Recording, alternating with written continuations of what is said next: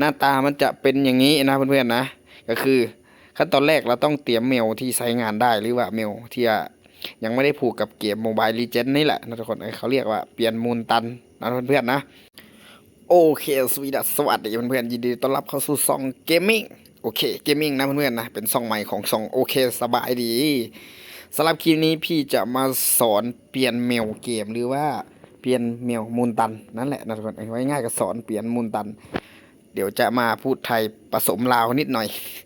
ก็คือช่วงนี้เพื่อนๆฟังไทยมาเล่นเยอะก็เลยต้องแบบพูดไทยเข้าไปนิดหน่อยเนาะเพื่อนๆเนาะถ้าเพื่อนๆฟังลาวผ่านมาจำเสียงพี่ได้ก็อย่าลืมฝากกดติดตามกด Subscribe ก็คือถ้าว่าคลิปนี้มีประโยชน์ก็คือส่วนเพื่อนมาติดตามได้โอเคก่อนอื่นเนาะทุกคนถ้าเราอยากเปลี่ยนอีเมลเราต้องเข้ามาที่โปรไฟล์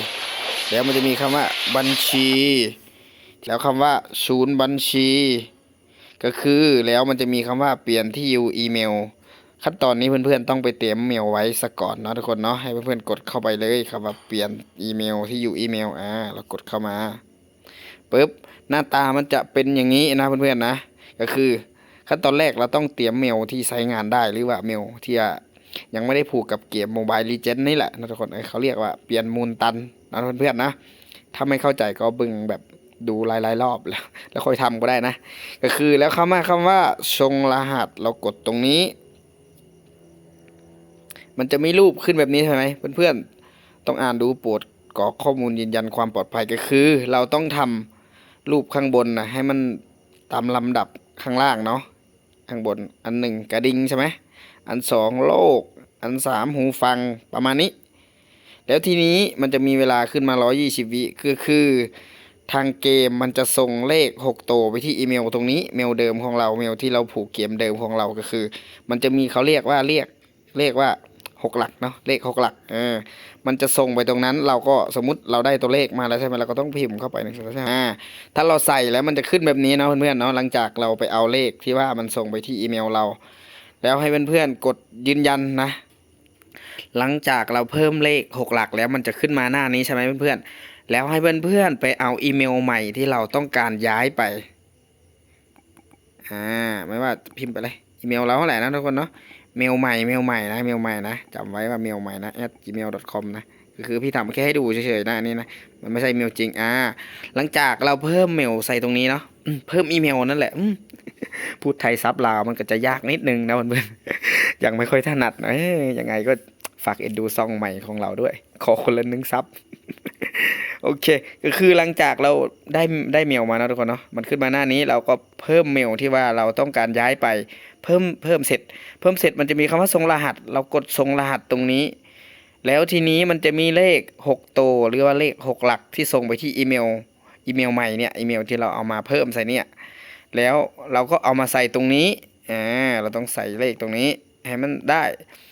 แล้วเรากดยืนยันทีนี้ก็สำเร็จแค่นี้เลยเพื่อนๆนะแค่นี้เลยวิธีเปลี่ยนเมลเอาง่ายๆแค่นี้เลยนะก็คือเอาเลยแต่ขั้นตอนแรกนะเพื่อนๆนะคือให้เพื่อนๆเต็มเมลไว้ก่อนเมลหนึ่งก็คือเป็นเมลที่เรายังไม่ได้ผูกเกมโมบายนะผูกเกมอื่นได้ไม่มีปัญหาเราก็เข้ามาที่โปรไฟล์ของเราแล้วมีคำว่าบัญชีมันจะมีคำว่าชุดบัญชีแล้วเปลี่ยนที่อยู่อีเมลแล้วก็สามารถกดส่งเนาะแล้วแต่มันจะมีขั้นหนึ่งก็คือเราต้องทำรูปมาแหละทำรูปให้มันตรงกันแล้วเราก็กดส่งแล้วเราก็เอาเลขมาเพิ่มใส่ตรงนี้เด็กที่มันส่งไปเมลเดิมจากนั้นเราก็เอาเมลใหม่มาเพิ่มใส่แล้วมันจะมีเรากดส่งอีกทีมันจะมีเลขไปหาเมลใหม่เราก็เอาเลขตรงเมลใหม่มาเพิ่มใส่แค่นี้ก็สำเร็จเนาะทุกเพื่อนเนาะอย่าแปลกใจถ้ามันยังไม่ขึ้นตรงนี้ถ้ายังเป็นเมลเดิมเราต้องออกเกมเข้าใหม่แค่นี้ก็สำเร็จแล้วเพื่อนๆก็แบบเปลี่ยนอีเมลมาเป็นของตัวเองแล้วง่ายๆแค่นี้เลยนะวิธีเปลี่ยนเมลมูลตันก็คือมันก็ไม่มีอะไรซับซ้อนยากนะเพื่อนๆเนาะสำหรับคนที่ซื้อ ID มาก็คือทำแบบที่พี่บอกเลยถ้า ID มันหมดคูลดาวน์แล้วถ้ามันติดคูลดาวน์ก็คือมันแก้ยากนิดนึงมันต้องให้เครื่องที่ว่ามันจำแล้วปลดให้เนาะแต่ถ้ามันไม่ติดก็คือตามที่พี่สอนเลยเดี๋ยวคลิปหน้าอยากให้สอนเกี่ยวกับอะไรลองทิ้งไว้คอมเมนต์นะเพื่อนๆนะไม่ว่าจะเป็นเพิ่ม TikTok Facebook WhatsApp ยกเลิกโซเชียลอะไรต่างๆได้หมดเดี๋ยวพี่จะค่อยทยอยทำลงทีละคลิป คลิปก็จะพูดติดขัดนิดนึง โอเคคลิปนี้ถ้าคลิปนี้มีประโยชน์นะเพื่อนๆนะขอคนละ1 Subscribe1 ไลค์นะเพื่อนๆเป็นกำลังใจให้ก็คือซองนี้เริ่มต้นใหม่